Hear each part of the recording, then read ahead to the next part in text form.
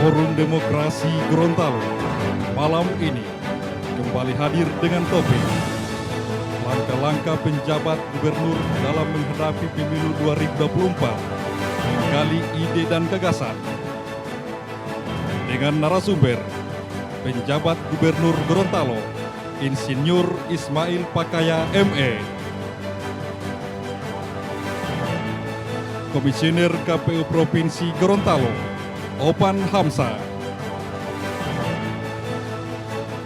anggota Bawaslu Kabupaten Gorontalo, Wahyudin Akili,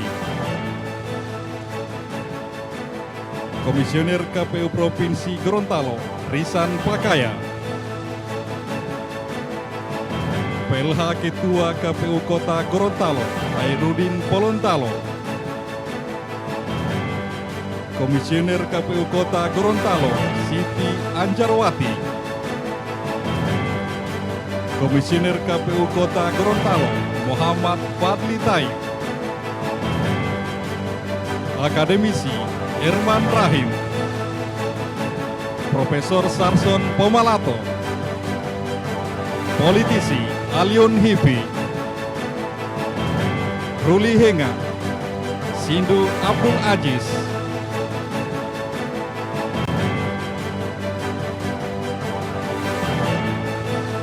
dan kita sambut host pada malam hari ini, Umar Karim.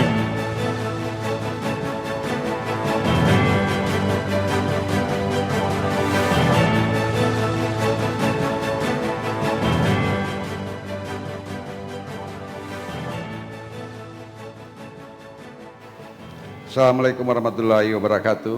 Selamat malam pemirsa. Anda sekarang lagi di channel Mimosa TV Gorontalo. Dalam siar dialog publik oleh Forum Demokrasi Gorontalo. Dialog ini mengulas isu aktual, baik demokrasi, politik, hukum, dan sosial, baik global maupun secara lokal. Pada malam hari ini, kita akan tampil dengan segmen Pemilu 2024 beserta ide dan gagasan gubernur. Saya langsung menuju ke narasumber. Tapi sebelumnya perlu saya ingatkan bahwa siaran ini bisa Anda saksikan melalui Mimosa live streaming, Facebook, IG, YouTube, dan media sosial lainnya. Saya langsung ke Pak Gub. Mohon maaf Pak Gub, ini agak sedikit terlambat. Assalamualaikum warahmatullahi wabarakatuh. Sedikit saya perkenalkan, saya host pengganti pada malam hari ini. Kebetulan host utama kami lagi sedang berada di luar negeri. Satu hal yang kemudian publik menilai keberadaan Pak Gub, pejabat gubernur. Saya sebut nama Bapak, Pak Ismail Pakaya, bahwa ada hal yang berubah dan itu tidak luput dari pengamatan publik. Pertama, bahwa Bapak sudah tinggal di rumah dinas gubernur, yang selama ini sebagian orang mengatakan isu di tengah publik bahwa rumah dinas itu horor, sehingga banyak pejabat tidak mau tinggal di rumah dinas tadi. Bahkan terakhir pejabat gubernur Hamka justru memilih tinggal di rumah dinas wakil gubernur. Publik menilai ini adalah prestasi. Juga kemudian Bapak belum sebulan sudah mampu memediasi antara petani gula dengan pabrik gula, sehingga harga gula turun. Mohon maaf, harga gula bagi petani sudah sangat menguntungkan petani. Itu adalah juga prestasi yang tidak abai dari pengamatan publik. Terus Bapak juga, saya secara pribadi membaca di beberapa media, kejadian berapa minggu kemarin Bapak tidak mengizinkan 3 orang pejabat provinsi masuk ruang rapat karena terlambat. Itu luar biasa. Publik mengapresiasi itu menganggap bahwa Bapak disiplin. Sebenarnya publik juga mengkomparasi itu dengan pejabat sebelumnya. Dan satu yang kemudian di Gorontalo ini kita lama berpolemik dengan itu dan tidak pernah tuntas. Berganti gubernur itu tidak juga pernah selesai. Dualisme Dewan Adat. Bapak sudah mulai mengambil langkah dengan itu. Lagi-lagi publik memuji itu. Dan paling terakhir secara pribadi, satu hal yang saya puji di Bapak. 10 tahun kami masyarakat Gorontalo kalau ingin berkunjung ke rumah dinas gubernur, saya tidak pernah mendapatkan asbak, tapi luar biasa. Kali ini saya bisa merokok meskipun tidak di ruang utama, agak menyamping, tapi tidak apalah, paling tidak kita juga sudah diperlakukan dengan adil untuk itu. Pemirsa, juga perlu saya sampaikan bahwa di Jepang saat ini ada kawan kami, Dr. Punco Tanipu, insya Allah melalui Zoom meeting, juga ada beberapa yang perlu kami konfirmasikan terkait dengan tulisannya yang kemarin viral itu. Tapi sebelumnya kembali saya ke Pak Gub. Saya ingin tanya bagaimana situasi batin Bapak setelah menjabat sebagai pejabat Gubernur Gorontalo. Silakan Pak. Terima kasih. Assalamualaikum warahmatullahi wabarakatuh. Selamat malam. Salam, Om Swastiastu, Namo Buddhaya, salam kebajikan. Yang saya hormati host dan seluruh peserta Forum Demokrasi Gorontalo. Juga salam hormat saya buat Komisioner KPU Provinsi Gorontalo, yang anggota baru, sama dengan saya barunya, dan Bawaslu Provinsi Gorontalo. Terhadap beberapa hal yang sudah disampaikan oleh Pak Umar Karim. Salam kenal Pak Umar. Ya. Sudah lama tidak ketemu dengan host. Ada sekitar 15 tahun yang lalu kayaknya. Alhamdulillah malam ini ketemu Pak. Alhamdulillah ketemu hari ini. Di forum yang luar biasa. Saya sudah diajak ke forum ini baru ada sekitar 4 hari atau 5 hari setelah dilantik. Tapi belum bisa hadir karena pada saat itu saya belum diterima secara adat di kota Gorontalo, sehingga belum bisa melakukan aktivitas kemasyarakatan pada saat itu. Alhamdulillah malam ini saya bisa hadir bersama-sama dengan Bapak, tidak ada Ibu ya, Bapak Ibu pemirsa mungkin yang lagi nonton di rumah di Mimosa TV. Terus terang saja, saya tidak pernah bercita-cita untuk jadi PJ Gubernur Gorontalo. Oleh karena itu, 1 tahun sebelum ini juga tidak pernah berpikir untuk menjadi PJ setelah berakhirnya masa kepemimpinan Pak Rusli Habibie bersama Pak Idris Rahim. Oleh karena dinamika yang terjadi setelah masa jabatan Pak Hamka, 1 tahun kemudian ada beberapa rekan yang menghubungi untuk diajak pulang ke Gorontalo. Dan saya terus terang saja di awal-awal tidak serius. Sampai ada beberapa teman WA saya, Kak serius dulu. Karena saya juga lagi ada tugas di kementerian, kebetulan saya adalah eselon 1 di Kementerian Ketenagakerjaan. Secara tadi kalau ditanya perasaan batiniah saya, ingin membangun Gorontalo itu ada, tapi tidak harus datang menjadi PJ Gubernur.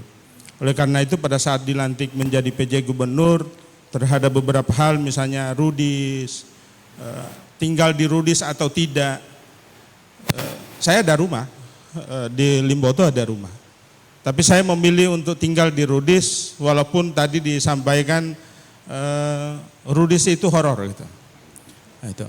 Kalau mau jawab jujur atau tidak jawab jujur sama saja, saya sudah tinggal di sana sekarang gitu. Ada horornya, tidak mengalami apa-apa, gangguan apapun. Tidak ada penampakan. Saya kalau tidak dibangunkan oleh azan sholat subuh di masjid, saya tidak bangun gitu. Oleh karena itu tidak ada gangguan. Itu cerita ngopopoh ya. Tapi tidak.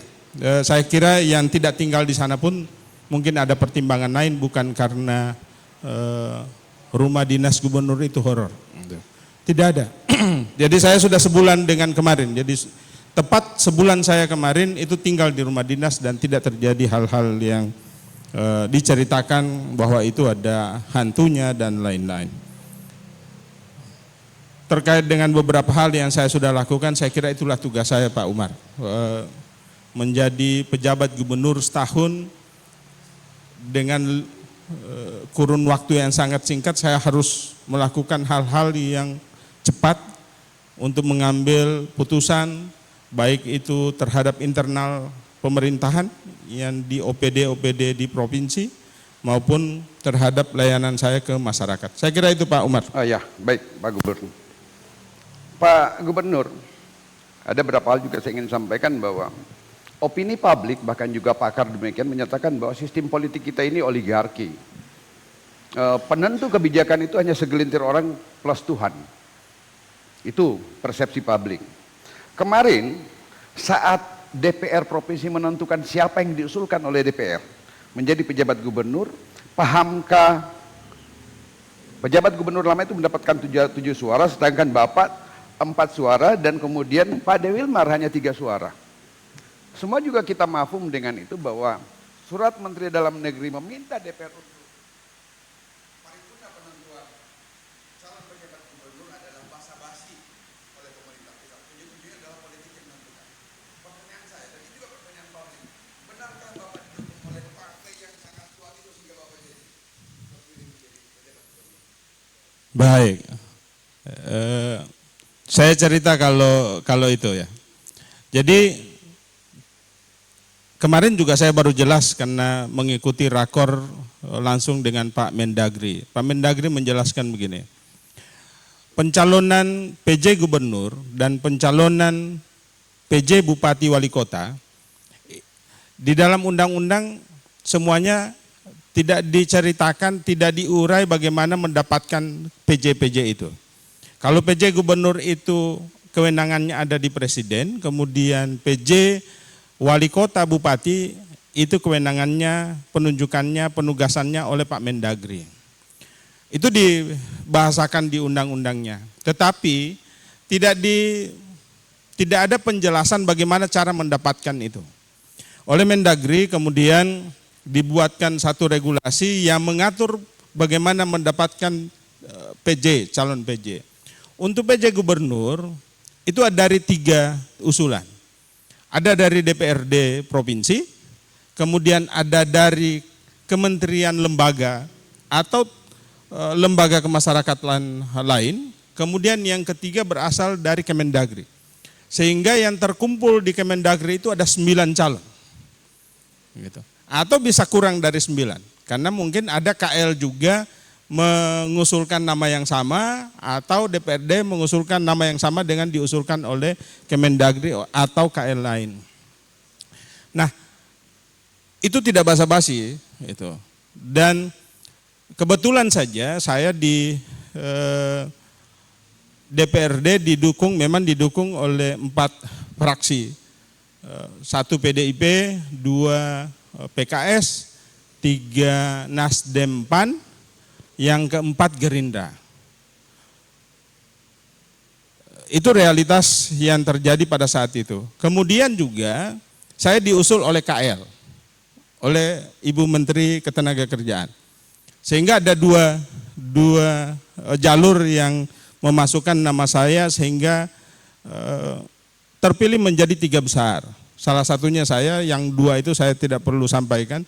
Yang jelas dari 3 itu salah satunya saya, dan hasil sidang TPA yang dipimpin oleh Pak Presiden dan bersama seluruh menteri yang menjadi anggota TPA, maka nama saya yang menjadi PJ Gubernur Gorontalo. Sehingga kalau itu adalah sesuatu yang dianggap hanya main-main, itu saya pikir tidak. Karena memang prosesnya seperti itu yang sudah dilakukan oleh Kemendagri. Saya kira itu Pak Umar.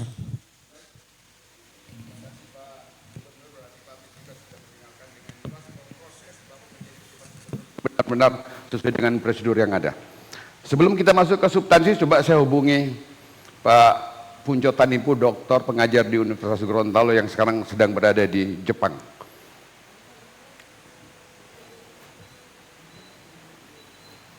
Pak Punco, bisa dengar suara saya Pak Punco?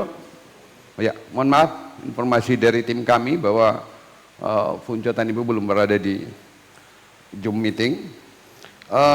Kita langsung masuk pada permasalahan pokok kita pada malam hari ini. Saya juga perlu sampaikan bahwa di samping pemilu juga kita akan coba menggali apa ide dan gagasan Pak Gubernur terkait pembangunan Gorontalo.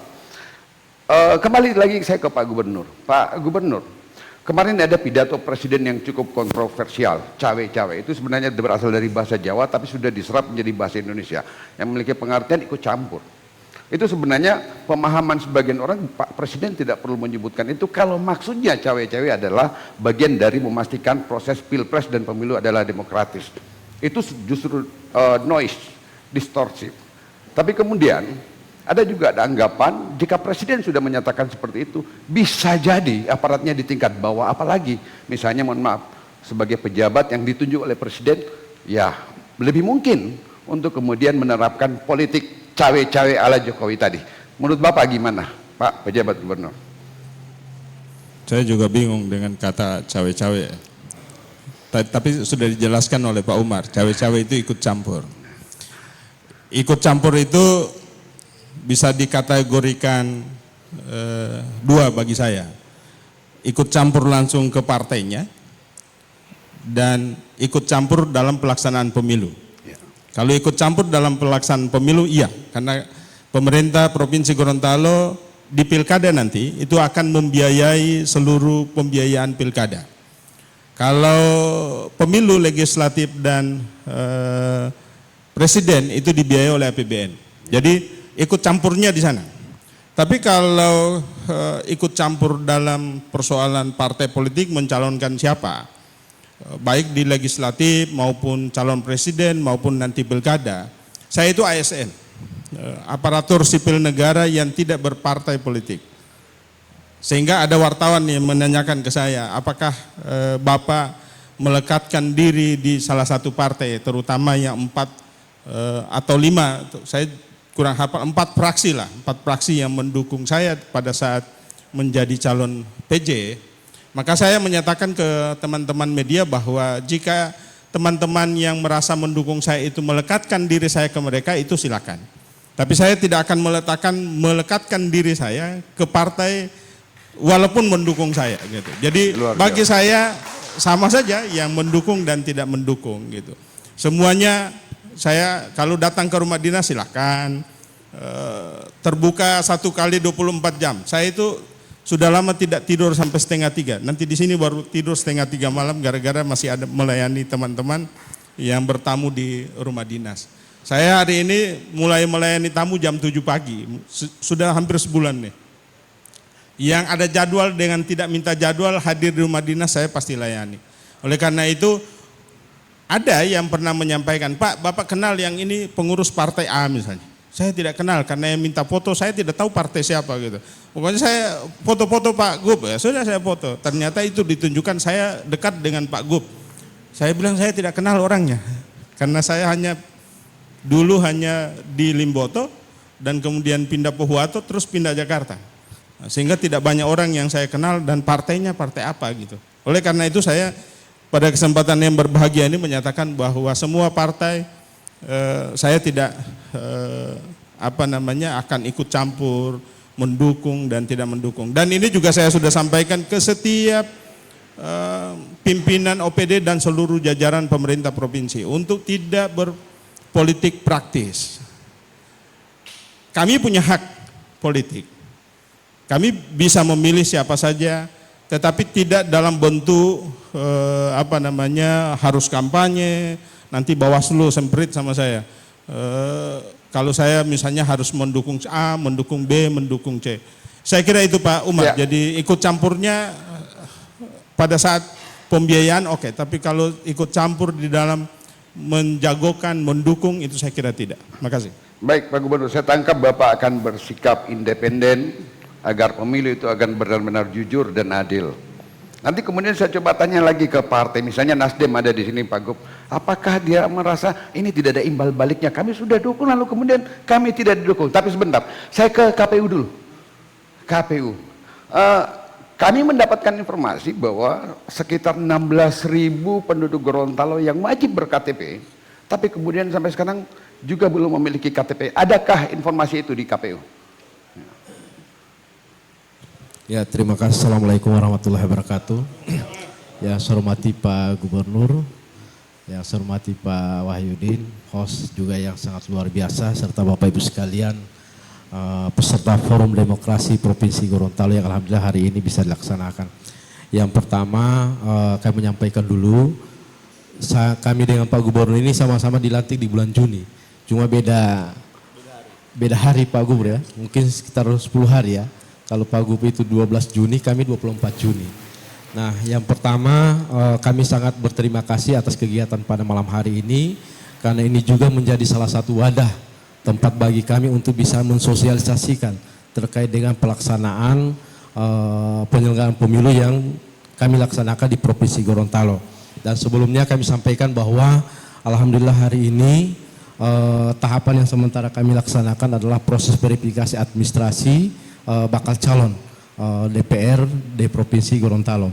Dan alhamdulillah tadi sore itu tersisa 2 partai politik yang sementara kami laksanakan proses verifikasi. Dan insya Allah pada tanggal 24 Juni nanti, karena akhir proses verifikasi itu sampai tanggal 24 Juni nanti, kami akan menyampaikan kepada seluruh partai politik hasil daripada proses verifikasi. Sehingganya setelah itu partai politik juga akan menyampaikan perbaikan-perbaikan terhadap kekurangan administrasi ketika misalnya ditemukan.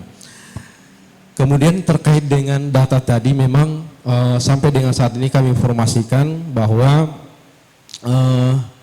data sementara yang kami peroleh sampai dengan hari ini per 21 Juni ya ditetapkan DPT-nya nanti insya Allah, bahwa jumlah daftar pemilih sementara itu kurang lebih 881.493. Nah, kemarin juga kami sudah berdiskusi dengan Pak Gubernur, juga telah disampaikan oleh Pak Kaban, PMD dan Dukcapil bahwa kurang lebih masih ada 16.000 Pak Kaban ya, 16.000 data yang belum terekam, KTP elektroniknya.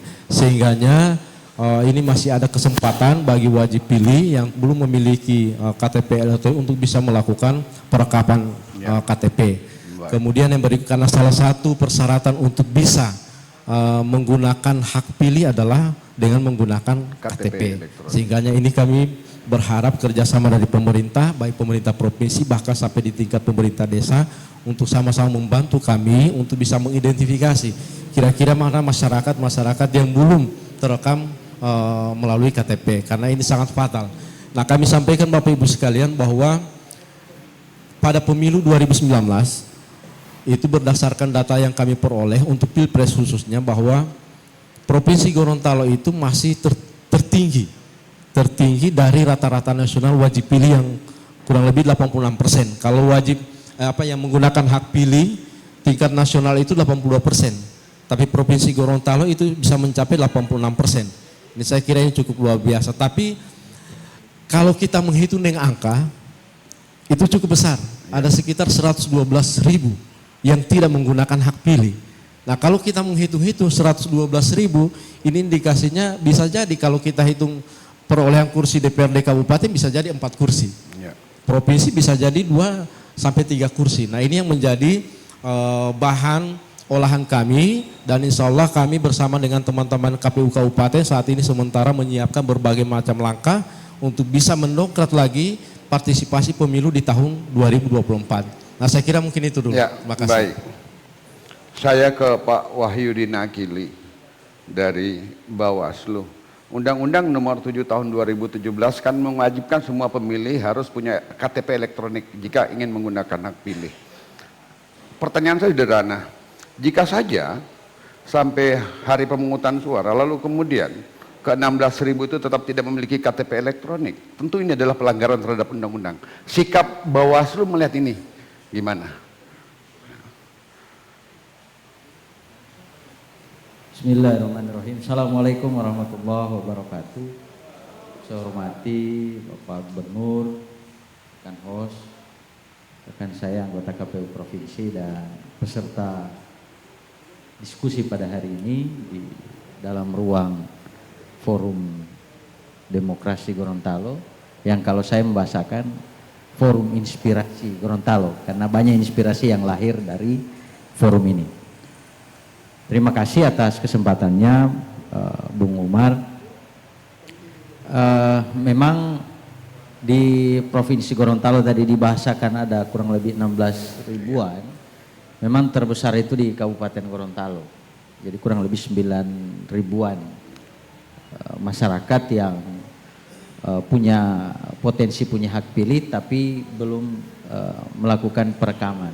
Dan ini yang terus kita endorse. Bagaimana kemudian sampai dengan hari H masyarakat tidak akan terkendala, tidak akan terhalangi dari sisi substansial menggunakan hak pilihnya, terhalang dengan persoalan teknis yaitu KTP elektronik. Nah, oleh karena itu tadi harapannya rekan KPU tadi untuk supaya bagaimana ini bisa dituntaskan, kami pun demikian. Kami ini kan bukan lembaga yang suka menghukum orang, merekomendasikan untuk dipidanakan, dihukum karena ada kesalahan administratif. Kami bukan lembaga itu, sehingga dalam rangka melakukan proses pencegahan, kami terus menyampaikan himbauan ke pemerintah daerah, dalam hal ini Dinas Kependudukan Catatan Sipil, untuk bagaimana progres pada saat pemilu 2019 yang kalau dikategorikan pemilih non KTP elektronik itu pemilih Aceh itu 0, sehingga diganjarlah pemerintah provinsi dengan penghargaan dari Kemendagri, Dirjen untuk Kependudukan dan Catatan Sipil, karena mencapai angka maksimal untuk non KTP elektronik. Nah, dengan kondisi tersebut kami sangat berharap di 2024 ini bisa diulangi dengan kondisi pemilih non KTP elektronik itu 0. Ya. Karena kalau dalam ketentuan bahwa harus menggunakan KTP elektronik, kami konsisten dengan itu. Karena idealnya kan Bawaslu ini bagaimana mengawasi kepatuhan dan ketaatan para pihak. Ya. Utamanya misalnya perintah undang-undang bahwa harus menggunakan KTP elektronik, kami pun harus patuh dan taat terhadap itu. Nah, sehingga sedari awal kami mengambil peran bagaimana mengendorse semua pihak untuk terus mensukseskan. Utamanya misalnya soal pemilih pemula. Ini yang misalnya di Kabupaten Gorontalo ada kurang hampir 500-an, itu yang harus kami bagaimana menstimulus ini untuk bisa menyelesaikan angka-angka itu. Saya kira itu, Pak Umar. Mungkin Pak Gub ada tanggapannya soal KTP ini. Ya. Terkait dengan 16 ribuan ini munculnya kemarin. Pada saat saya melakukan pertemuan dengan KPU Provinsi, dihadiri oleh pimpinan OPD di Provinsi termasuk Dinas Kadis, Dukcapil dan PMD. Di awal saya hadir di Gorontalo setelah pelantikan, dilaporkan ke saya bahwa masih ada sekitar 40.000 warga Gorontalo yang belum terekam. Oleh karena itu kemarin saya klarifikasi lagi secara formal, ada KPU dan ada Dukcapil. Laporan Pak Dukcapil dan Pak Ketua KPU bahwa masih ada sekitar 16.000 yang belum. Sehingga 40.000 yang disampaikan ke saya pada saat saya baru hadir di Gorontalo, itu berarti angkanya jauh gitu menurun. Nah, 16.000 ini saya kemarin juga sudah sampaikan ke Pak Kadis Dukcapil Provinsi Gorontalo untuk segera melakukan koordinasi dengan Dukcapil Kabupaten Kota. 16.000 itu saya mohon maaf Pak Bawaslu, Kota Gorontalo itu 5.000 lebih, tapi saya tidak ingat ekornya. Kemudian Kabupaten Gorontalo itu 5.000 lebih. Kemudian yang lain 1.000 dan malah ada yang cuma 900. Nah, penugasan saya ke Kadis Dukcapil bahwa coba karena sudah ada angkanya dan sudah ada nama-nama yang daftar yang ada di KPU dan yang belum punya KTP, maka itu dulu yang dipercepat perekamannya. Sampai saya juga menyampaikan kalau tidak ditemukan, karena waktunya sangat sempit. Ini hanya berapa hari lagi sampai tanggal 21. Ini tanggal 13. Berarti hanya sisa 8 hari lagi untuk melakukan perekaman. Nah, saya sudah sampaikan tulis alasan kenapa mereka tidak bisa terekam. By name, by address-nya. Jadi kalau ada alasan lagi di luar daerah, tidak bisa dihubungi dan lain-lain, itu kalau bisa diberi keterangan. Karena hanya 16.000 kalau bagi 6 kabupaten kota kan lebih gampang menelusuri itu.